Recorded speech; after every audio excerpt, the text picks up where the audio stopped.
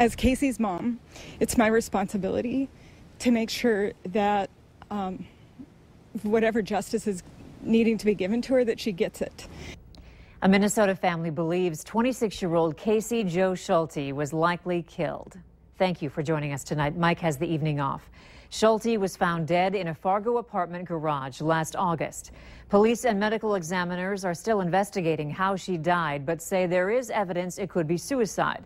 However, Schulte's family says they have reason to believe a man claiming to be her boyfriend put her in harm's way. Valley News Team's crime and safety reporter Nicole Johnson explains.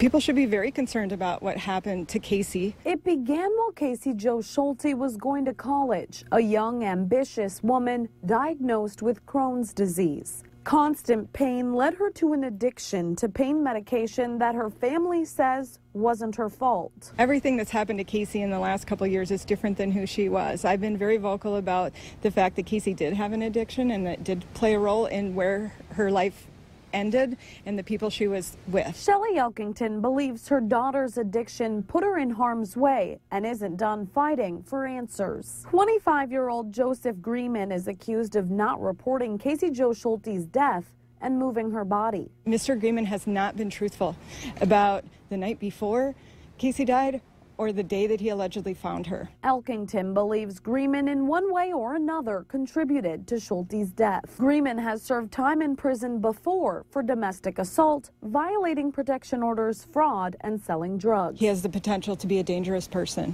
and I'm not sure that that message was rightfully portrayed today. Greeman's attorney said he knew there was a warrant out for his arrest for a different charge when he found Schulte's body, and that's why he acted the way he did, arguing that Greeman ultimately told police the truth. As far as Schulte's family is concerned, there are still a lot more questions to be answered, including how Schulte actually died. A very fun, loving, upbeat, stubborn, vivacious, fiery spirit. Nicole Johnson, Valley News Live. Greeman made his first court appearance today. Bond has been set at $10,000, but he only needs $1,000 in cash to get out. He's expected to give a plea next month and could face a couple years in jail. A group of Moorhead businesses say the 8th Street construction project is eating away at their bottom line. They gathered with city and state leaders today at the Speakeasy to tell how frustrated they are. They say customers can't get through the construction zone, which means less money in their pockets. The Speakeasy said they're down $11,000 in the month of June, and Sydney's health market is hurting too. The week prior to road construction starting, those sales compared to the sales on the first week of construction, if I take the difference and project that through the end of August, we will have lost $200,000 in sales. The main issues they raised are the lack of signage leading people to their businesses and back to the interstate, the fact that there's only one westbound exit currently open on I-94, and because of no posted detours, frustrated people are speeding through neighborhoods where their kids play. MnDOT and the city of Moorhead say they will look into trying to fix these issues in the short term. In the meantime, the businesses along 8th Street, south of the interstate, say they are still open and don't want you to forget about them. The Polk County Sheriff's Office is investigating a burglary at a convenience store in Mentor, Minnesota. The small town is located on Highway 2, about 25 miles southeast of Crookston. Police received a call Sunday morning, and when they arrived on the scene, they noticed the doors were forced open. If you have any information in the case, you're asked to call the Polk County Sheriff's Office. Their number is right there on your screen. We received word today a woman in North Dakota has the Zika virus. The North Dakota Health Department says the woman had traveled to Jamaica and tested positive for the virus. Valley News Team's Giovanna Simic tells us if the confirmed case is something we should worry about and shares one man's experience traveling abroad. Jeff Peterson spends half the year in Jamaica. He says he's not concerned about catching the Zika virus. When we were down there, there was only about 15 known cases of the Zika virus. Peterson is part of Mission Jamaica, a church group that travels for missionary work.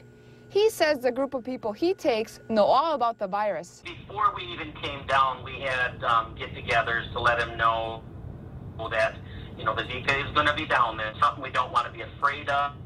but it's something we want to be proactive about. After a North Dakota woman who traveled to Jamaica tested positive for the Zika virus, experts say we shouldn't be concerned. I don't see that as a major threat that we have a second case of Zika virus in the state. It was bound to happen, and I don't think that the threat is elevated because of that. As far as mosquitoes carrying the virus, there are none here that we know transmit Zika virus. Cass County Vector Control says so far the mosquitoes haven't been a nuisance. We're going to start getting bites more frequently throughout the county and throughout the region with all the heavy rains that we've seen. And using protection against the nasty biters will go a long way. In Fargo, Giovanna Simic, Valley News Live.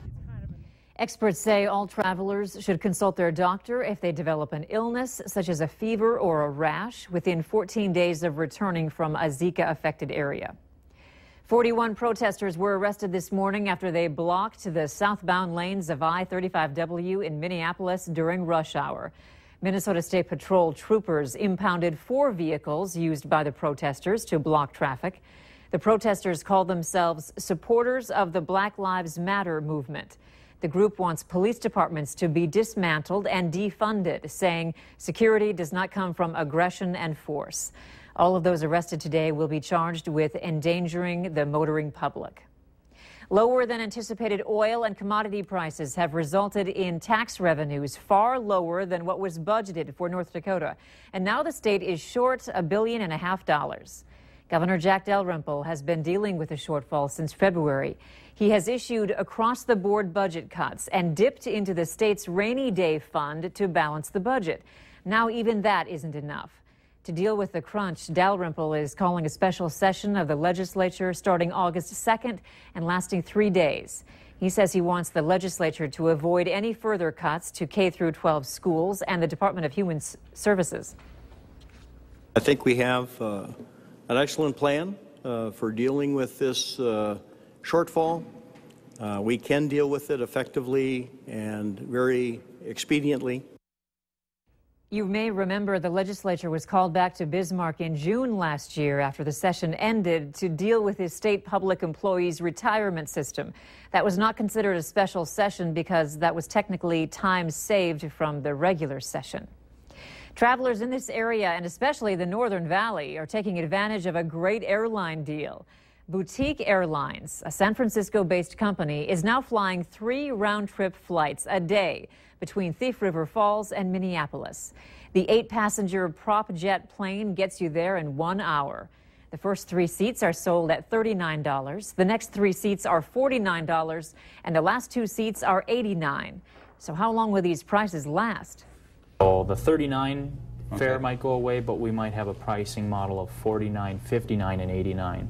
Okay. So it'll still be very, very inexpensive to get down to the cities.